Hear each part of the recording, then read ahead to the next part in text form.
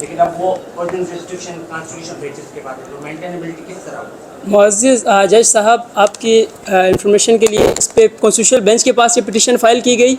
Constitutional bench के पास हमने ये आर्ग्यूमेंट किया कि जो कॉन्स्टिट्यूशनल बेंच है ये 26वीं आईनी तरमीम के अंदर बनी है, ये उसका प्रोडक्ट है, इसीलिए जो कॉन्स्टिट्यूशनल बेंच है ये केस नहीं सुन सकती। वो बेनिफिशरीज हैं, वो इंटरेस्ट हैं, ये प्रिंसिपल ऑफ नेचुरल जस्टिस के अगेंस्ट है। ये हमने आर्ग्यूमेंट कॉन्स्टिट्यूशनल बेंच में किए जो 26वीं आईनी तरमीम के तहत बनी है। तो उसी बेंच ने एक जुडिशल ऑर्डर के थ्रू ये केस जो है फुल कोर्ट को रेफ़र किया है। अब ये जो केस जो सुन रहा है ये फुल कोर्ट सुन रहा है, सुप्रीम कोर्ट का। अब मैं प्रोसीड कर सकता हूँ? Thank you. अब जो अमेंडमेंट की तो ये ख़राबियाँ हैं। अब जो सबसे अहम जो इसमें चीज़ है कि किसी मुल्क का सबसे पहले क्या इंपॉर्टेंट है, उसमें सेशंस होने चाहिए, कंसल्टेशन होनी चाहिए, मशवरात होने चाहिए। जो भी हमारे पार्लियामेंटेरियंस हैं, जो हमारे रिप्रेजेंटेटिव हैं, इलेक्टेड रिप्रेजेंटेटिव, उनको कंसिडरेशन में लेना चाहिए। लेकिन इस अगर हम अमेंडमेंट को देखें, ये जिस दिन पार्लियामेंट में टेबल हुई, अफसोस के साथ ये उसी दिन पास हो गई। 26 अमेंडमेंट हमारे आइन में 26 अमेंडमेंट हुई हैं, लेकिन कोई भी एक ऐसी अमेंडमेंट नहीं है वो जिस दिन पार्लियामेंट में टेबल हुई उसी दिन पास हो गई।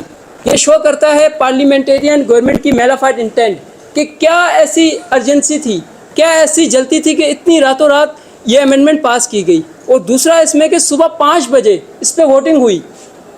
तो ये जो चीज़ें हैं कि एक ऐसा आइन जो अवाम के हकूक़ के साथ डील कर रहा है, अवाम के हकूक़ प्रोटेक्ट कर रहा है, उसको अमेंड किया गया रातों रात इतनी जल्दी में, और जो अवाम में रिप्रेजेंटेटिव है उनको कंसिडरेशन में नहीं लिया गया। तो इसके पीछे ऐसा क्या मकसद था? इस जल्दी के पीछे, इस अर्जेंसी के पीछे सुबह 5 बजे वोटिंग करने का क्या मकसद था? और एक और चीज़ जो यहाँ पे मैं क्लियर कर, जो वैलिडिटी है कि वो इलेक्शन जो है फॉर्म 45 और फॉर्म 47, अभी तक वो केस जो है इलेक्शन ट्रिब्यूनल में पेंडिंग है। ये रिसेंट रिपोर्ट है, एक इंटरनेशनल इंस्टीट्यूशन है, नेशनल का एक इदारा है, इलेक्शन की जो report fair and transparent election की रिपोर्ट देखते हैं, उनकी रिसेंट रिपोर्ट है कि फरवरी क्या आप उस इंस्टीट्यूट का नाम बता सकते हैं? रिपोर्ट पेश कर सकते हैं? ये रिपोर्ट मैं कोर्ट की रेफरेंस के लिए पेश करना चाहूँगा। ये एक फेफिन इंस्टीट्यूशन है, इंटरनेशनल इंस्टीट्यूट है, जिसमें ये हेल्ड किया गया कि एक इंस्टीट्यूशन है जिसका नाम है फेफिन, और जिसकी फुल फॉर्म है free and fair election network. ये इंटरनेशनल इंडिपेंडेंट इंस्टीट्यूशन है, और इनने ये रिपोर्ट दी की है कि अगर मैं आपकी रेफरेंस से रीड करना चाहूँ, election tribunal across the country resolved 20 more election petition between 2011 to bringing the total of 60 petition, just around 17% of the 350 dispute। 20% भी नहीं, 17%। इलेक्शन ट्रिब्यूनल में जो भी केस पास हुए जिसमें पार्लियामेंटेरियन की जो कॉन्स्टिट्यूंसी है वो चैलेंज की गई, उसमें अभी तक सिर्फ 17% केस डिसाइड हुए। तो ऐसी पार्लियामेंट जिसके अभी तक केस पेंडिंग है, जिसकी वैलिडिटी इन क्वेश्चन है, क्या वो राइटफुली इंटाइटल हुए हैं, क्या वो वोट चोरी करके हैं, अभी तक वो क्वेश्चन है, और उनने अमेंडमेंट पास किया। तो ये डाउट रेस करता है कि किस तरह पार्लियामेंटेरियन जिनकी अपनी लीगैलिटी इन क्वेश्चन है वो एक इतनी कंट्रोवर्शियल अमेंडमेंट पास करें।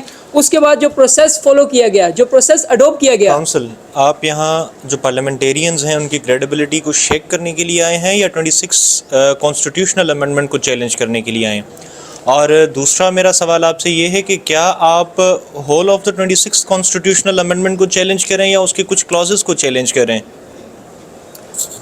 मुअज़्ज़िज़ जज साहब, ये जो हम इसमें है पार्लियामेंटेरियंस के हम कंडक्ट को चैलेंज नहीं कर रहे, हम एक मेथड चैलेंज कर रहे हैं, एक मैकेनिज्म चैलेंज कर रहे हैं।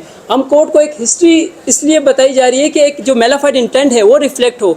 ये सारा प्रोसीजर, ये सारे फैक्ट्स हैं, ये कोई बनी बनाई बातें नहीं। ये जो इंस्टीट्यूशन की रिपोर्ट है ये फैक्ट बेस है कि किस तरह पार्लियामेंटेरियन के अभी तक जो केस उनके रिगार्डिंग पेंडिंग है उनकी लीगैलिटी क्या है।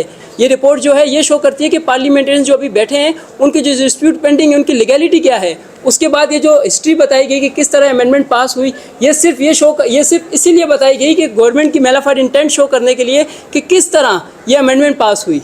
अब जो आपका दूसरा सवाल था कि इसमें हमने कौन से आर्टिकल चैलेंज किए हैं, इसमें सबसे पहले तो हमने इनका प्रोसेस चैलेंज किया है, किस तरह ये पास हुए। फिर उसके बाद हमने ये वोटिंग प्रोसेस चैलेंज किया है कि किस तरह ज़्यादातर पार्लियामेंटेरियंस की रिपोर्ट है कि उनको कोर्स किया गया, अंडर कोर्जन जबर से वोटिंग कराई गई।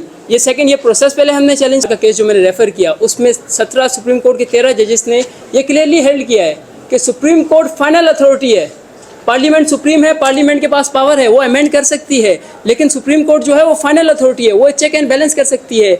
ये जो अमेंडमेंट की गई वो कॉन्स्टिट्यूशन के अल्ट्रा वायरिस है, इंट्रा वायरिस है। तो इस केस के तहत, इस रेफरेंस जो सेटल प्रेसिडेंट है, इसके तहत इस बेंच के पास पावर है और हमारे पास ये अथॉरिटी है कि हम ये आर्ग्यूमेंट ये केस आके यहाँ प्रेजेंट कर रहे हैं और ये आर्ग्यू कर रहे हैं। और इस case can you kindly tell, जैसे मेरे फेलो जज ने भी कहा कि हमारे पास 3 बेसिक पिलर्स हैं, legislature, executive and judiciary, right, और वो तीनों इक्वली जो है वो हमारे पास निज़ाम को देखते हैं और उनके पास। क्योंकि अभी मैं प्रोसीजर एड्रेस कर रहा हूँ, प्रोसीजर के बाद जो कंटेंट्स हैं इसी तरफ में आ रहा था। अगर आप मुझे थोड़ा सा टाइम देंगे, मैं प्रोसीजर एड्रेस करके मैं इसी तरफ आके इसको क्लियर कर दूंगा कि क्या है इस इशू से। प्रोसीजर के ऊपर सवाल है। आर्टिकल 68 के राइट के there is no restriction on parliament whatsoever on amendment the constitution unless the fundamental rights are violated. यहाँ पे कौन से फंडामेंटल राइट्स वायलेट? जैसे मैंने पहले रेफर किया fundamental rights, independence of judiciary, जैसे मैंने रेफर किया आर्टिकल 175A अमेंड किया गया। आर्टिकल 175A में जुडिशरी की सारी कंपोजिशन चेंज कर दी गई। उसमें जो है स्टेट्स के जो दूसरे एक्टर्स हैं, जैसे पार्लियामेंटेरियन है, एग्जीक्यूटिव है, उनको ऐड किया गया। जैसे मैडम ने रेफर किया principle of separation of power. तो जब एक इंस्टीट्यूशन में जो जुडिशरी एक ऑर्गन है, उसकी अपॉइंटमेंट में जब एग्जीक्यूटिव पार्लियामेंटेरियंस ऐड हो जाएंगे, वो जब आके उनके अपॉइंटमेंट्स करेंगे, तो एक क्लियरली सेपरेशन ऑफ पावर की ब्रीच है।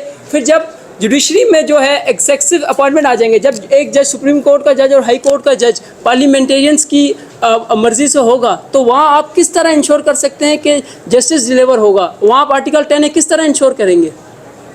आपने जैसे कि मेंटेनेबिलिटी की बात की और रेफर किया है केस रावलपिंडी का, क्या कोई ऐसा आर्टिकल है कॉन्स्टिट्यूशन में जो कि बताता हो आप उसके तहत कहेंगे जो पिटीशन है वो मेंटेनेबल है? योर लॉर्डशिप, हमारे पास सुप्रीम कोर्ट की ओरिजिनल जुरिसडिक्शन है आर्टिकल 184(3). क्योंकि अब एक फुल कोर्ट की तरफ रेफर हो गया, तो हम प्रीवियस 26 अमेंडमेंट से पहले की प्रोविजन रेफर कर रहे हैं। अगर हम इस 26 अमेंडमेंट में भी देखें तो आर्टिकल 191A में है क्लोज कि सुप्रीम कोर्ट जो है on grounds of fundamental rights की वायलेशन ये केस सुन सकता है इस प्रोविजन के अंदर। 191A after the constitutional amendment, इसमें जो है। लेकिन आप तो अमेंडमेंट को मान भी नहीं रहे, तो आप रेफर क्यों कर रहे हैं? मैं दोनों चीज़ें रेफर कर रहा हूँ आपकी नॉलेज के लिए कि आर्टिकल, अब जब इस कोर्ट ने ये जो केस है फुल बेंच की तरफ, फुल कोर्ट की तरफ रेफर कर दिया, तो अमेंडमेंट इन क्वेश्चन है, ठीक है, तो उसका हम किसी चीज़ पर रिलाई नहीं करेंगे। इसीलिए मैंने आर्टिकल 184(3) रेफर किया, जिसके तहत सुप्रीम कोर्ट ने पहले भी बहुत सारी अमेंडमेंट अल्ट्रा वायरिस डिक्लेयर किए जो फंडामेंटल राइट्स के अगेंस्ट है। मैं प्रोसीड। अच्छा काउंसिल, कौन से ऐसे फंडामेंटल राइट्स हैं ये जो 26 कॉन्स्टिट्यूशनल अमेंडमेंट है जिनके वो अल्ट्रा वायरिस है, कुछ पॉइंट आउट करें। अब सबसे पहले जैसे मैंने फरमाया कि 26 अमेंडमेंट में जो सबसे मेजर चेंजेस की गई उसकी तरफ मैं एड्रेस आऊँगा कि आर्टिकल 175A में थोड़ी सी क्या 175 फंडामेंटल राइट्स मैं एड्रेस कर रहा हूँ, अगर मुझे इजाज़त दें, क्योंकि हिस्ट्री एक्सप्लेन करना ज़रूरी है।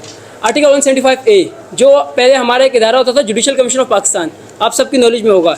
जुडिशल कमीशन ऑफ पाकिस्तान में जो पहले 26 अमेंडमेंट से पहले की जो कंपोजिशन थी, अब पहले ये समझ लें कि जुडिशल कमीशन ऑफ पाकिस्तान का पर्पस क्या है। जुडिशल कमीशन ऑफ पाकिस्तान का पर्पस था पहले सुप्रीम कोर्ट में और हाई कोर्ट में जजेस अपॉइंट करना। अब रिसेंटली अमेंडमेंट के बाद उन्होंने ये ऐड भी कर दिया कि जुडिशल कमीशन ऑफ पाकिस्तान के पास ये भी पावर है कि वो जजेस की परफॉर्मेंस भी इवेलुएट कर सकते हैं, ठीक है। अब एक इदारा जुडिशल कमीशन जो सुप्रीम कोर्ट में और हाई कोर्ट में जजेस अपॉइंट करता है, 26वीं आईनी तरमीम से पहले इस इदारे की जो कंपोजिशन थी। काउंसिल, आपको नहीं लगता कि ये चीज़ एक अच्छी अकाउंटेबिलिटी की तरफ ले जाती है? क्योंकि मेरा मानना ये है कि ये चेक एंड बैलेंस होना चाहिए, तो क्या आप समझते हैं कि ये पावर भी चेक एंड बैलेंस की जुडिशरी को ही दे देनी चाहिए या फिर इस चीज़ को हटा देना चाहिए? मैडम, हम यहाँ इकट्ठे हुए, हमारा सिर्फ मकसद ये है कि किस तरह हमारी जुडिशरी प्रोग्रेस करे, किस तरह हमारा मुल्क प्रोग्रेस करे। मैं ये बात यहाँ क्लियर कर देना चाहता हूँ कि हमारी वकला बरदरी का, इस आवाम का ये मकसद नहीं है कि हमारे जुडिशरी पे चेक एंड बैलेंस ना आए, अकाउंटेबिलिटी ना आए। ये जो एग्जांपल्स आप रेफ़र करी हैं डेवलप कंट्रीज़ में है, यूके, यूएस में, जहाँ जजेस जो हैं पार्लियामेंटेरियंस अपॉइंट करते हैं, लेकिन वहाँ अगर आप एक चीज़ से वो अकाउंटेबिलिटी नहीं है। इसलिए मैं आपकी तरफ से हिस्ट्री रेफर कर रहा था किस तरह ये जो अमेंडमेंट पास की गई वो अकाउंटेबिलिटी की नहीं की गई, एक मेलाफाइड इंटेंट था गवर्नमेंट का जो सरफेस हो रहा है। वो जो मेलाफाइड इंटेंट है, अगर वो मेलाफाइड इंटेंट रिमूव हो जाए, वो अगर सेटिस्फाई हो जाए, तो ये amendment is the best amendment. लेकिन गवर्नमेंट की मेलाफाइड इंटेंशन, एक ऐसी पार्लियामेंट जिसकी लीगलिटी इन क्वेश्चन है, एक ऐसी पार्लियामेंट जिसके इलेक्शन की डिस्प्यूट अभी तक पेंडिंग है, उनने अमेंडमेंट पास की, उसके बाद जिस मैनर में की गई कि सेम दिन वोट, जिस दिन वोट हुआ, जिस दिन प्रेजेंट हुई, उसी दिन पास हुई। आप थैंक यू। अब मैं आर्टिकल 175A की तरफ रेफर कर रहा था कि आर्टिकल 175A जो है उसमें जो तब्दीलियाँ की गई 26वीं आईनी तरमीम के अंदर, जुडिशल कमीशन ऑफ पाकिस्तान एक इंस्टीट्यूशन था, जैसे मैंने पहले बताया कि वो हाई कोर्ट और सुप्रीम कोर्ट के जजेस की अपॉइंटमेंट करता है। 26वीं आईनी तरमीम से पहले उसमें जो जजेस होते थे वहाँ उस इंस्टीट्यूशन में जजेस की मेजोरिटी थी। 4 सीनियर मोस्ट जजेस थे सुप्रीम कोर्ट के, एक चीफ जस्टिस था, बाकी 2-3 मेंबर एग्जीक्यूटिव थे जजेस। उस एक्ट को अल्ट्रा वाइज डिक्लेयर करेंगे, किस तरह वो जजेस जो है इंसाफ करेंगे, जो पार्लियामेंटेरियंस की क्रेडिबिलिटी पे शक कर रहे हो यहाँ पे? माय लॉर्ड, यहाँ पे ना जजेस की क्रेडिबिलिटी सवाल है ना उस पर सवाल है। यहाँ पे जो सवाल है मेलाफाइड इंटेंट है गवर्नमेंट का, जो इंटेंट गवर्नमेंट का है, पर जजेस वही हैं। जजेस पहले भी यही थे, यही जजेस पहले भी इन्हीं कोर्ट्स में थे।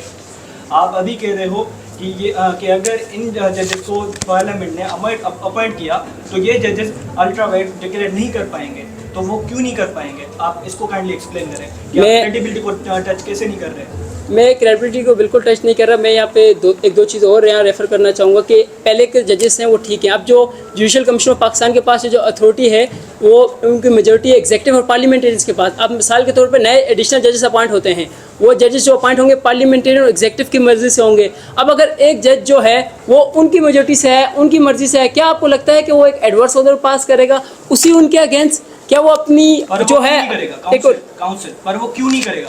वो ऑर्डर जो इम्पार्शियल ऑर्डर क्यों नहीं पास करेगा? जज इम्पार्शियल ही है। यहाँ पे जो बेंच बैठी हुई है वो इम्पार्शियल है, जजेस बैठे हुए हैं कोर्ट में वो इम्पार्शियल है। वो किसी पार्लियामेंटेरियन की बात नहीं सुनते। आप फिर वही जुडिशरी की क्रेडिबिलिटी पे शक कर रहे हो यहाँ पे, तो काइंडली आप इसको एलोबरेट करें। माय लॉर्ड, मैं एक एग्जांपल दूं, हमारी जो अमेंडमेंट पास हुई इसका पर्पस क्या था? पर्पस मैं आपको अब एक एग्जांपल देता हूँ। करंट जो एग्जांपल है, chief justice Mansoor Ali Shah senior puisne जज थे, वो चीफ जस्टिस बनने वाले थे। वो according to the seniority principle chief justice उनका राइट था, उनको डिप्राइव किया गया, उनको सीनियरिटी प्रिंसिपल से डिप्राइव किया गया। अब वो जज जो सीनियरिटी प्रिंसिपल के तहत चीफ जस्टिस बनना था, एक दिन से पहले ये अमेंडमेंट पास की गई, उसकी जगह किसी और को चीफ जस्टिस बना दिया गया। क्या अब आपको लगता है कि सुप्रीम कोर्ट के जजेस में, हम नहीं कह रहे कि अपेरेंटली एक इंटेंट है, लेकिन इम्प्लाइडली उनके माइंड में होगा कि अब गवर्नमेंट पावरफुल है, कल अगर हमने कोई भी ऐसा ऑर्डर पास किया तो गवर्नमेंट हमारे साथ भी इस तरह हमारे राइट से एग्री नहीं करे? तो इन प्रेसिडेंट्स को देखते हुए, ये प्रेसिडेंट हमारे सामने लिविंग एग्जाम्पल है जस्टिस मंसूर अली शाह की, कि उनको किस तरह डिप्राइव किया गया। अब जो बाकी जजेस हैं वो भी संभाल गए हैं कि अगर हमने गवर्नमेंट के खिलाफ कोई भी हल्का सा रिलीफ दिया, हमें भी इस, क्योंकि गवर्नमेंट के पास है तो सिर्फ एक सर्विलेंस का सिस्टम है, उससे आप ये इंश्योर नहीं कर सकते, ये गारंटी नहीं दे सकते कि इस कैमरे से चेक एंड बैलेंस इंश्योर हो रहा है। जैसे मैंने मेंशन किया, कोई आउटसाइडर तो नहीं आ रहा, it is the sequence which is being going on. Madam, problem ये है कि जिस मौके पे अगर इस तरह का अगर कुछ आपने असूल रखना था तो आप उनकी टाइमिंग के साथ मैच नहीं करते। मैं हिस्ट्री इसलिए रिफ्लेक्ट कर रहा हूँ, आप सिर्फ टाइमिंग देखें। जस्टिस मंसूर अली शाह रिटायर्ड, जो हमारे प्रीवियस चीफ जस्टिस थे कादी फाजिल साहब, वो रिटायर हुए 20 अक्टूबर को, 21 अक्टूबर को, 22 अक्टूबर को चीफ जस्टिस बनना था। उस टाइम पे ही ये तरीका क्यों लाया गया? आप पहले ला सकते थे, आप बाद में ला सकते थे। सिर्फ ये एग्जाम्पल यहाँ साइड करने का मतलब है गवर्नमेंट की मेलाफाइड इंटेंट। ये किसी हमें कोई इशू नहीं है, सीनियरिटी प्रिंसिपल में अगर 3 सीनियर जजेस में से कोई भी जज आए उनमें आप रख सकते हैं, ठीक है, लेकिन इसकी टाइमिंग अगर आप मैच करें वो रिफ्लेक्ट करता है मेलाफाइड इंटेंट। आज अगर गवर्नमेंट जो है ऐसा जज जो उनके अगेंस्ट डिसीजन दे रहा है, अकॉर्डिंग टू लॉ डिसीजन दे रहा है, उसको चीफ जस्टिस बनने से रोक सकते हैं। कल गवर्नमेंट जो है किसी भी हद तक जा सकती है ऐसे जज को रिमूव करने से जो जज उनके अगेंस्ट जाएगा। अब जैसे मैंने पहले एक बात मैंशन की, इस आईनी तरमीम के बाद जुडिशल कमीशन के पास एक और पावर है, इवेल्यूशन ऑफ परफॉर्मेंस ऑफ जजेस। अब उसमें मैं अगर एक्सप्लेन करता चलूँ ये क्या है। अब जो जुडिशल कमीशन ऑफ पाकिस्तान है वो जो है हाई कोर्ट की, सुप्रीम कोर्ट की जजेस की परफॉर्मेंस एवेलुएट कर सकते हैं। अगर कोई ऐसा जज जो उनके अगेंस्ट डिसीजन दे रहा है, अब उस कमीशन में, जुडिशल कमीशन में वो ये डिसाइड कर दिए कि जज हमारे अगेंस्ट डिसीजन दे रहा है, इसको हमने रिमूव करना है, तो वो सिर्फ सिंपल मेजोरिटी से, जुडिशल कमीशन जिनमें उनकी मेजोरिटी है गवर्नमेंट की, तो उसे रिमूव कर सकते हैं। जब ये सारी चीज़ें, ये मैं नहीं कह रहा एक्सप्रेस है, लेकिन इम्प्लाइडली हमारे इंडिपेंडेंस ऑफ जुडिशरी को, हमारे फंडामेंटल राइट्स को, एक्सेस टू जस्टिस को, आर्टिकल 10A को ब्रीच कर रही हैं। अगर एक हल्का सा भी डाउट आ जाए कि हमारी जो जुडिशरी जो है वो इंडिपेंडेंट नहीं है, तो इंसाफ जो है वो इंडिपेंडेंट जुडिशरी नहीं कहलाएगा, वो जस्टिस नहीं कहलाएगा। तो जो सारे डाउट्स हैं ये बात क्लियर करते हैं कि अब आफ्टर द 26 अमेंडमेंट हमारी जुडिशरी इंडिपेंडेंट नहीं है, उनके माइंड में एक डाउट क्रिएट हो गया है। अब जो बाकी चेंजेस हुई, काफ़ी एग्जांपल्स हैं आफ्टर द 26 अमेंडमेंट जो पार्लियामेंटेरियंस ने अपॉइंट किए, उनमें कोई मेरिट फॉलो नहीं हुआ। आपके सामने मैं अगर एक एग्जांपल रेफर करना चलूँ, एक कॉन्स्टिट्यूशनल बेंचेस का एक और कॉन्सेप्ट इंट्रोड्यूस कराया गया। अब गवर्नमेंट की तरफ से मौक़िफ़ ये है कि कॉन्स्टिट्यूशनल बेंचेस स्पेशलाइज बेंचेस हमने इसीलिए बनाई है कि आवाम को जस्टिस फराम हो। लेकिन अगर हम इनकी रिपोर्ट देखें, तीन मंथ्स हो गए हैं कॉन्स्टिट्यूशन आईनी अमेंडमेंट के पास के बाद। ये कॉन्स्टिट्यूशनल बेंचेस हैं, इनका बेसिकली पर्पस है स्पेशलाइज जज जो हैं, जो कॉन्स्टिट्यूशन रिलेटेड केसेस हैं। कॉन्स्टिट्यूशन रिलेटेड केस का मतलब केस अगेंस्ट द गवर्नमेंट। जो भी केसेस गवर्नमेंट के अगेंस्ट है वो कौन सुनेगी? Constitutional bench सुनेगी। और कॉन्स्टिट्यूशनल बेंच में कौन से जजेस होंगे? जो judicial commission of Pakistan appoint करेगा। जुडिशल कमीशन ऑफ पाकिस्तान में किसकी मेजोरिटी है? पार्लियामेंटेरियन और एग्जीक्यूटिव की। बट आपको नहीं लगता कि इट्स इन फेवर कि अगर हम बैकलॉग देखें केसेस का तो काफ़ी ज़्यादा होता है और जो अनरिजॉल्व केसेस हैं स्टिल वो काफ़ी ज़्यादा हैं, तो इससे आपको नहीं लगता कि स्पीडी जस्टिस की तरफ ले जाने के लिए इस चीज़ को ऐड किया गया है? Madam I am sorry to say, मेरे पास एक रिपोर्ट थी, उसके बाद अभी स्टेटस अवेलेबल नहीं है। ये जो 3 मंथ्स हुए इसमें एक इदारे की रिपोर्ट थी कि कॉन्स्टिट्यूशनल बेंचेस की क्रिएट करने के बाद कॉन्स्टिट्यूशनल बेंच पे और उनका जो डिस्पोजल रेट है वो कितना ज़्यादा कम हो गया है। एक और एग्जांपल मैं यहाँ साइड करता चलूँ, जो सुप्रीम कोर्ट की कॉन्स्टिट्यूशनल बेंच है। काउंसिल आपने कहा तो दैट मींस कि ये होनी चाहिए constitutional benches. Are you in the favour और you are against having the constitutional benches? I am against the constitutional bench because the concept is, आप देखें कॉन्स्टिट्यूशनल बेंच क्रिएट करने से जो जस्टिस का कॉन्सेप्ट था वो फर्दर कॉम्प्लेक्स हो गया है। अब पहले जो है कोई भी केस कोर्ट में आएगा उस पर ये डिबेट होती है कि ये जो केस है कॉन्स्टिट्यूशनल बेंच के पास जाएगा, रेगुलर के पास जाएगा। हमारी जुडिशरी जो पहले ही स्लगिश जुडिशल सिस्टम की वजह से जानी जाती है, अब वो और स्लगिश हो गई है। ये रिसेंट केस आपने देखा होगा, जस्टिस मंसूर अली शाह का केस, जिसमें एक केस था सिंध रेवेन्यू एक्ट चैलेंज हुआ था, वो पहले जो है रेगुलर बेंच के पास चला गया, वहाँ से उसको किस तरह कॉन्स्टिट्यूशनल बेंच के पास लिया गया, वो जो टाइम पीरियड वेस्ट हुआ, कितना टाइम पीरियड वेस्ट हुआ। तो मेरा आर्ग्यूमेंट ये है कि कॉन्स्टिट्यूशनल बेंच जो है ये अगर आपको disposal was independent before the 26th amendment. Madam 26 amendment से पहले अगर हम एक चीज़ देखें, जुडिशरी इंडिपेंडेंट थी, क्यों वहाँ पे सेपरेशन ऑफ पावर का प्रिंसिपल इंश्योर किया गया? अपॉइंटमेंट के अलावा किस तरह आप प्रोसीजर देखें, एग्जीक्यूशन देखें, everything is same, just appointment में डिफरेंस आया है। तो इसमें आपको किस तरह लग रहा है कि ये इनजस्टिस हो सकता है? इनजस्टिस, अब जैसे मैडम ये मैंने एग्जांपल साइट्स की, चीफ जस्टिस सैयद मंसूर अली शाह की, सारे जजेस कॉन्स्टिट्यूशनल बेंचेस की, कॉन्स्टिट्यूशनल बेंचेस में तो वही सेम है ना, पावर सेम है, लेकिन एक जो इम्प्लाइडली जो कंट्रोल आ गया जजेस के माइंड में, अब जो अपॉइंटमेंट्स होंगे पार्लियामेंटेरियन और एग्जीक्यूटिव करेगी।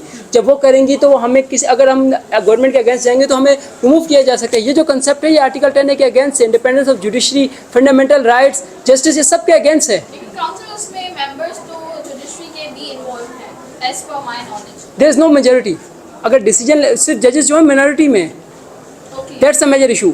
अगर कोई जजेस, कितनी मिनिमम मेजॉरिटी रिक्वायर्ड है to pass the amendment? Simple majority, simple majority. लेकिन अब जो इसमें जजेस हैं वो सिर्फ, जो जुडिशल कमीशन ऑफ पाकिस्तान थी वो जजेस को अपॉइंट करती थी, लेकिन उसके बाद जो उनके नाम, जो उनके नेम थे, वो पार्लियामेंटेरियन जो कमेटी थी उनको भेजे जाते थे फॉर द कंफर्मेशन। ठीक है, तो अब ये पार्लियामेंटेरियन अगर यहाँ पे आ गए, आपको नहीं लगता कि 4 या 5 पार्लियामेंटेरियन वो बिल्कुल ही ना होने के बराबर हैं एज़ कम्पेयर टू द जो पार्लियामेंट हमारी है, वहाँ पे इतने सारे मेंबर्स हैं, जो उनकी कमेटी है। ये लॉर्डशिप इशू यहाँ ये है कि सिर्फ गवर्नमेंट की मेलाफाइड इंटेंट का, अगर ये मैंने पहले यही इंटेंशन को पॉइंट मैंने यही रेफर किया, कौन सी मेलाफाइड इंटेंशन हो सकती है इसमें पार्लियामेंटेरियंस की या गवर्नमेंट की? वो है जुडिशरी को कंट्रोल करने की। सब रिकॉर्ड पे रिफ्लेक्ट हो रहा है, रिकॉर्ड से ये बिल्कुल क्लियर है कि गवर्नमेंट की मेलाफाइड इंटेंट है जुडिशरी को कंट्रोल करना, इंडिपेंडेंस ऑफ जुडिशरी को कंट्रोल करना। पहले जब था जुडिशल कमीशन ऑफ पाकिस्तान में जजेस की मेजोरिटी थी, वो 3 जजेस सिलेक्ट करते थे, लेकिन अपनी मर्जी से सिलेक्ट करते थे। अब 3 में से गवर्नमेंट जो है कोई भी चुन सकती थी, वो ठीक है। लेकिन अगर ये जो प्रोसेस है इससे भी हमें कोई इशू नहीं है, क्यों? अब इशू ये है कि अगर इशू हमें नहीं होता, इशू अब क्यों है? क्योंकि पार्लियामेंटेरियंस जिनकी लीगैलिटी इन क्वेश्चन है, जो पब्लिक इंटरेस्ट में कोई एक्ट हो ही नहीं है, तो किस तरह वो जो है फेयर और अपॉइंटमेंट होंगे? मैं ये एग्जांपल साइड कर रहा था कॉन्स्टिट्यूशनल बेंचेस में हाई कोर्ट की, वहाँ से मुझे डाइवर्ट किया। अगर मैं वो रेफर करूँ, हाई कोर्ट में कॉन्स्टिट्यूशनल बेंचेस में जजेस नॉमिनेट हुए। अब कॉन्स्टिट्यूशनल बेंचेस में जजेस का क्या क्राइटेरिया होना चाहिए? जो जजेस मेरिट पे हैं, जो जजेस जो हैं सीनियर हैं, उन्हें कॉन्स्टिट्यूशनल बेंचेस में लाया जाए। मैं एक एग्जाम्पल साइड करना चाहूँगा कि किस तरह 26वीं आईनी तरमीम का और पार्लियामेंटेरियन और एग्जीक्यूटिव इसको मिसयूज़ कर रहे हैं। किस तरह कर रहे हैं कि जब 26 अब कॉन्स्टिट्यूशनल बेंच में हाई कोर्ट में जो जजेस अपॉइंट हुए, उसमें एक जजेस थे वो 8 नंबर पे थे, उनको कॉन्स्टिट्यूशनल बेंच का हेड बना दिया गया। 8 जजेस गवर्नमेंट ने स्किप किए, मेरिट वाले जजेस, एक्सपीरियंस जजेस, उनको वहाँ नहीं ऐड किया गया। अगर ये मिसयूज़ नहीं है गवर्नमेंट की पावर्स का, पार्लियामेंटेरियंस का, जुडिशियल में, तो इससे बेस्ट एग्जाम्पल कोई नहीं हो सकती। काउंसिल, इनका कहना हमें समझ में ये आया कि इनकी जो पिटिशन बेस करती है वो ये है, इनका कहना ये है कि जब पार्लियामेंटेरियन कॉन्स्टिट्यूशनल जजेस को डिसाइड करेंगे और जो कॉन्स्टिट्यूशनल मैटर है, मैटर्स पेंडिंग हैं बिफोर दी कोर्ट, वो अगेंस्ट दी पार्लियामेंटेरियन है, क्योंकि सबसे ज़्यादा वायोलेशन हमारे इदारे करते हैं। यही कहना है आपका? जी जी। क्या कहना है आपका इसमें? माय लॉर्डशिप, मेरे काबिल दोस्त ने पे क्योंकि कानून हमारे लिए जानना और आवाम के लिए जानना सबसे ज़्यादा ज़रूरी है कि कानून क्या कहता है, प्रेसिडेंट्स ऑफ सुप्रीम कोर्ट्स क्या कहते हैं। मेरे काबिल दोस्त ने एक केस लॉ रेफ़र किया जो कि डिस्ट्रिक्ट बार एसोसिएशन रावलपिंडी का प्रेसिडेंट था against the federation of Pakistan. I have a case law on that same president that Syed Yusuf Raza Gilani versus federation of Pakistan. Forcing in the nation parliament must be free to exercise its constitutional duties. यानी कि मैं आम अल्फाजों में इसको कहूँ तो judiciary इस president के थ्रू पार्लियामेंट में इंटरफेयर नहीं कर सकती, ना इनके रोल को वायलेट करती हैं प्रोसीजर में, ना ही ग्रांट करती हैं decision making power over judicial commission. Counsel जी। लेकिन अगर हम देखें तो ये तो काउंटर चेक सिस्टम है हमारे पास सेपरेशन ऑफ पावर के थ्रू, यानी कि तमाम के पास इक्वल पावर है। लेकिन अगर हम इस अमेंडमेंट को देखें, जैसे आपके जो है वो फेलो काउंसिल ने ये बात कही कि हमारे पास अब एग्जीक्यूटिव को एम्पावर कर दिया गया है ज़्यादा in comparison to the number of जजेस इन द बेंच, राइट? तो क्या आपको नहीं लगता इससे कि एग्जीक्यूटिव का पावर ज़्यादा हो गया है तो वो जुडिशरी उस पर काउंटर चेक कैसे करेगा? देखिए माय लॉर्डशिप, अगर आप इस अमेंडमेंट को गौर से पढ़ने, लगता है मेरे काबिल दोस्त ने नहीं पढ़ी। पहले भी जुडिशल कमीशन में जो मेंबर्स थे 4 सुप्रीम कोर्ट के सीनियर जजेस थे और अब भी 4 ही हैं। लेकिन फ़र्क सिर्फ ये है कि 3 मोस्ट सीनियर जजेस of supreme court, 1 chief justice and 1 senior most justice of constitutional bench, यानी कि वही 5 हैं जो पहले 5 थे। जब अमेंडमेंट आई है कॉन्स्टिट्यूशनल बेंच अलग बनी तो उस बेंच के हेड का भी यह है कि वो जुडिशल कमीशन का मेंबर बने। मैं डिफरेंस आपको बता रहा हूँ। हम 22 करोड़ आवाम हैं, पाकिस्तानी 22 करोड़ आवाम है और 22 करोड़ आवाम को जज इंटरप्रेट नहीं करते असेंबली में and from the treasury benches, but they are opposing and they are violating the rights, sorry they are वो हक है इनका, अपना आवाम की आवाज़ है। हम ये जो आवाम यहाँ बैठी है, इन्होंने जब ये 18 साल की हो जाती है तो इनके पास आईनी इख्तियार है कि वो अपने फैसले करे, अपना लीडर सेलेक्ट करे, अपनी आवाज़ पार्लियामेंट तक पहुँचाएँ। मुझे ये सवाल मेरा अपने काउंसिल से है कि क्या आज से पहले आवाम की आवाज़ अपॉइंटमेंट ऑफ जजेस तक पहुँचती थी? क्या आज से पहले आवाम की आवाज़ पार्लियामेंट्स के थ्रू अपॉइंटमेंट ऑफ जजेस तक जाती थी? काउंसिल, आप मुझे काइंडली इसकी कंपोजिशन को हम सबको ब्रीफ कर दें तो फिर हम इस कंक्लूजन पे पहुंचने के ज़्यादा देखें, बेसिकली मेरे काबिल दोस्त ने एतराज़ उठाया कि पार्लियामेंट का इसमें, एग्जीक्यूटिव का इसमें इन्वॉल्व होना ये मालाफाइड इंटेंशन है। लेकिन मालाफाइड इंटेंशन तब होती कि जब हुकूमती बेंचेस की तरफ से पार्लियामेंटेरियंस और सेनेटर्स जो हैं वो पार्ट ऑफ द कमीशन होते। लेकिन यहाँ पे हमने देखा, हमें अपोजिशन, जैसे मेरे दोस्त ने बात की कि ये अगेंस्ट पीटीआई एक पार्टी है, उसके ये अमेंडमेंट लाई गई कि जस्टिस मंसूर अली शाह को चीफ जस्टिस ना बनाया जाए। इन फेवर ऑफ क्या मैं ये समझता हूँ कि क्या एक चीफ जस्टिस को, एक बंदे को जज बनाया जा सकता है जो एक पार्टी के फेवर में ही फैसले दे?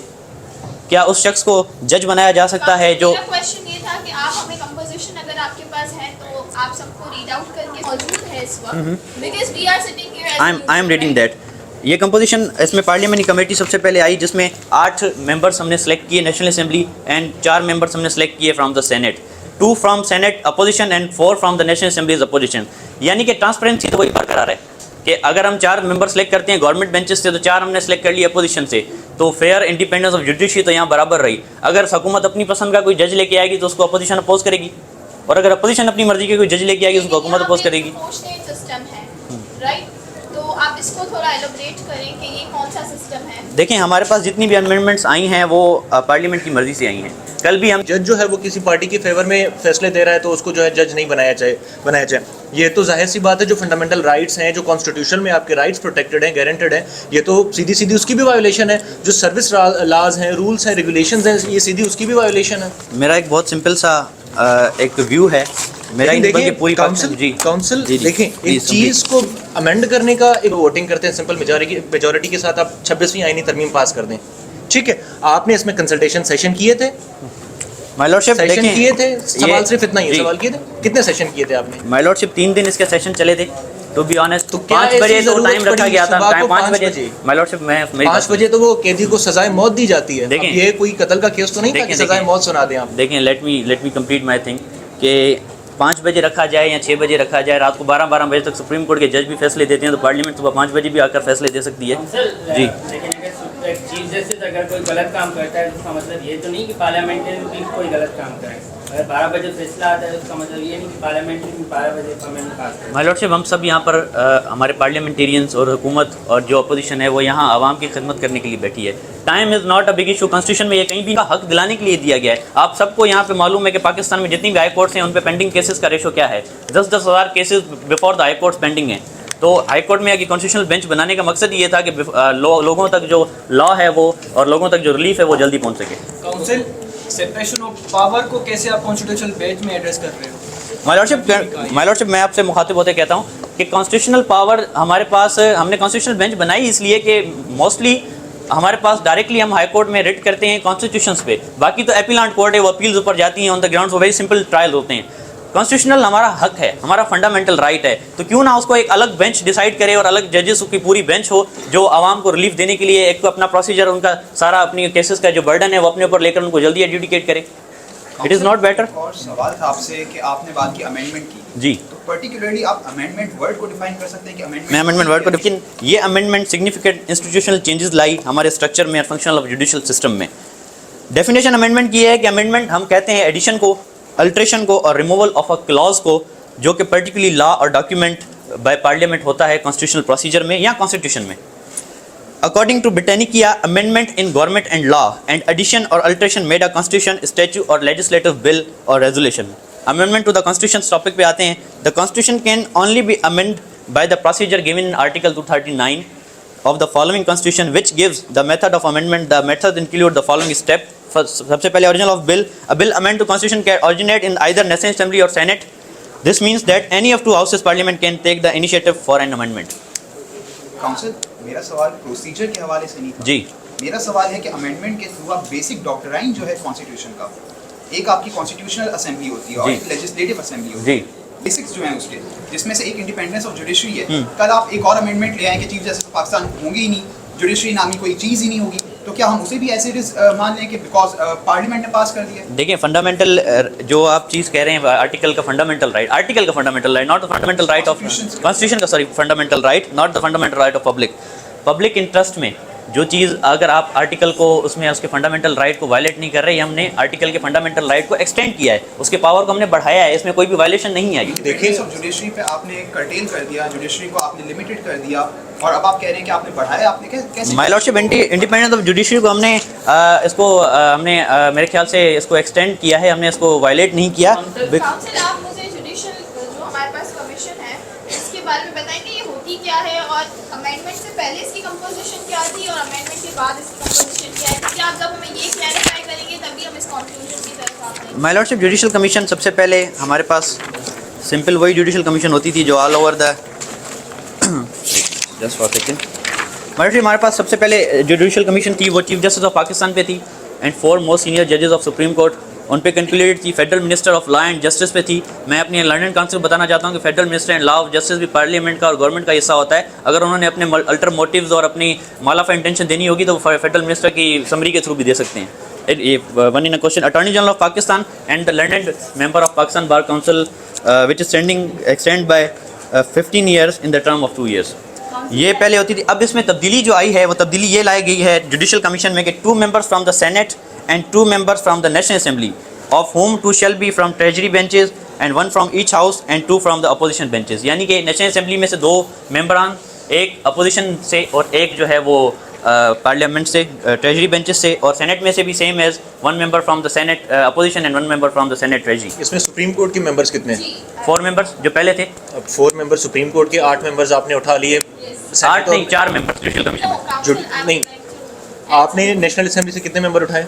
My Lord judicial commission 4 member, sorry 4 member total parliament से, 2 सेनेट से 2 नेशनल असेंबली से। अब इसमें से अपोजिशन और जो हमारे पास बेंचेस हैं, ठीक है, अपोजिशन और आपकी जो बेंच है तो उसमें से कितने मेंबर्स आ गए? 2 अपोजिशन से, 2 नेशनल असेंबली से, 2 अपोजिशन, 2 ट्रेजरी बेंचेस से, 2 गवर्नमेंट। लेकिन जो पहला आपका जो प्रोसीजर था बिफोर 26 अमेंडमेंट, उसमें सिर्फ आपका एक लॉ मिनिस्टर आता था, बाकी जो मेंबरान थे वो सारे आपके लॉ से रिलेटेड थे। हालांकि इसकी भी एक वजह है my Lord.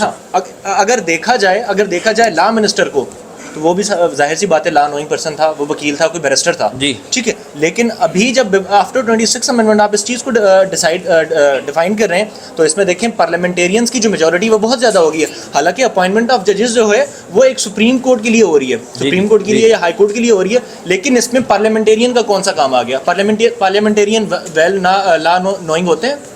My lordship, parliamentarians को हमने पूरा आइन अपनी टेबल पे दिया होता है जब वो पार्लियामेंट में आते हैं, उनसे और जब हम लेते हैं।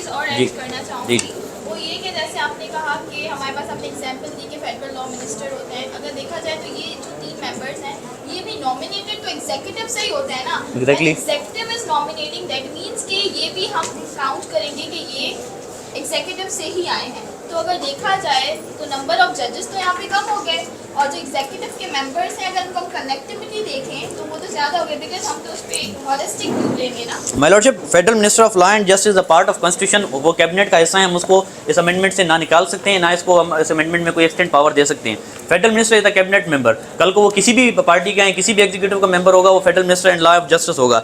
मेरा कहने का मकसद सिर्फ ये था कि आपका सवाल कि पहले सिर्फ federal minister of law already जब मौजूद था तो क्या ज़रूरत थी कि हम पार्लियामेंट्स को इसमें लाते। इस सवाल का जवाब ये है कि फेडरल मिनिस्टर ऑफ लॉ, जैसे मैडम ने कहा कि एग्जीक्यूटिव का हिस्सा है, तो अपोजिशन की जो आवाज़ है और जो अदर पार्टी है उसकी आवाज़ हम कैसे पहुंचाते हैं अपॉइंटमेंट ऑफ जजेस तक? क्योंकि हमने देखा है जब भी सुप्रीम कोर्ट की तरफ से कोई फैसला किसी की पार्टी की अपोजिशन में आता है तो पार्टी डिनाई करती है कि ये जुडिशरी का फैसला इन फेवर ऑफ गवर्नमेंट है। तो जब वो अपॉइंटेड जज अपोजिशन की मर्जी से ही अपॉइंट हुआ होगा तो अपोजिशन इस पर डिनाई नहीं कर सकेगी। वो तो पहले भी थे, वो अब भी हैं। मसला सारा ये है, पहले नहीं थे, अब पार्लियामेंटेरियंस पहले नहीं थे। आप पहले की आप ही ने ये चीज़ कोर्ट की, and as per my knowledge ये तीनों मेंबर्स जो कि नॉमिनेटेड थे बाय द एग्जीक्यूटिव, जिसमें से हमारा एक attorney general of Pakistan bar council से हमारे पास जो थे, और जो फेडरल लॉ मिनिस्टर जी, ये तीनों तो पहले भी मौजूद थे अमेंडमेंट से और अब भी मौजूद। Advocate of supreme court is not a part of executive and attorney general is a part of supreme court. Advocate supreme court किसी भी पार्टी का हो सकता है, किसी भी पार्टी का हो सकता है, जनरली वो किसी भी तरफ से हो सकता है, उसने अपनी समरी नोट करनी है, कोट करनी है। Counsel, जी। let's suppose for sake of your argument, there is no violation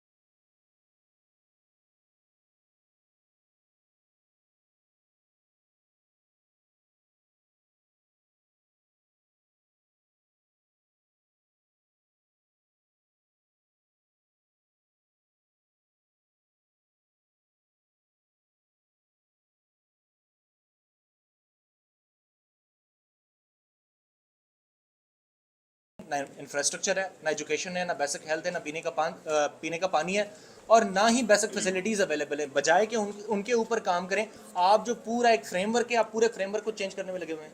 my lordship, मैं इस पे आपने बहुत अच्छी बात की कि हमें उस पर काम करने की ज़रूरत है। हम चाहते हैं कि हमारी पार्लियामेंट अच्छी हो जाए, लेकिन शुरुआत तो कहीं से करनी है तो ना। उनके लिए ट्रांसपेरेंसी हमने पार्लियामेंट को इसलिए सुप्रीम बनाया गया है कि पूरे इंटरनेशनल लेवल्स पे आप यूएस यूनाइटेड स्टेट की कांग्रेस पार्लियामेंट सेनेट को देखें, आप यूके की अपना कांग्रेस को देखें, तो वहाँ ऐसा ही होता है।